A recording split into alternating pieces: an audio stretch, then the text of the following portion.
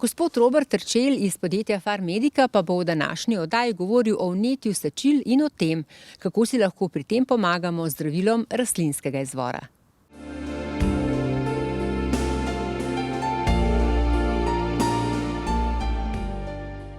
Pozdravljeni, danes bomo govorili o vnetju sečil, predvsem o vnetju mehurja, ki je zelo neprijetno, lahko precej neprijetnimi simptomi.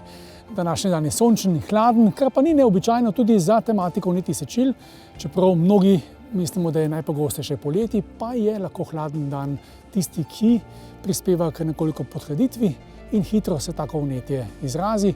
Povzročitelji so največkrat bakterije, med njimi v ospredju Escherichia coli, včasih vidite zapis E. coli, kar pomeni bakterijo, ki je sicer popolnoma domača v našem organizmu, ampak je prisotna v črevesju. Če pa zaide seveda v sečila, takrat povzroča težave in ker je pri damah sečnica nekoliko krajša kot pri moških, je tudi vnetje sečil, vnetje mehurja v ospredju pri damah pogostejše kot pri moških. Kaže se z neprijetnimi simptomi, lahko govorimo o tistem tekočem, prekočem, neprijetnem uriniranju, pogostem uriniranju, ob tem tudi občutki tiščanja, krčev v spodnjem delu trebuha.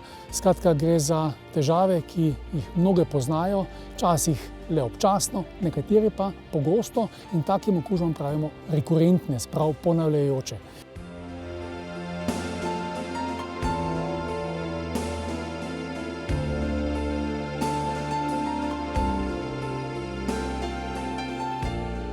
Pri teh težavah še vedno v ospredju zdravljenje z antibiotiki, ki jih predpiše zdravnik, ko ugotovi ustrezno vzrok in seveda tudi predvideva, da bo s tem antibiotikom ustrezno zdravil, vendar pa to ni vedno edina pot. Ob tem lahko uporabljamo tudi zdravila rastlinskega izvora.